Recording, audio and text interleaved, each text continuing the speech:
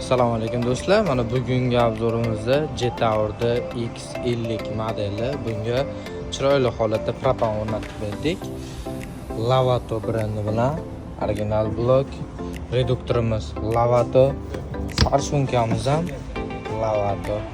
Lavato moddachilari bilan chiroyli holatda polni hid chiqarmaydigan trubka, mnogorazli одноразовый filtrlar bilan ideal holatda o'rnatib berdik. Ichki qismidagi kul chaqiri ixchamgina qilib o'rnatib berildi. Orqa qismiga 47 litrli, albatta buni ham zapaskasi kichkina.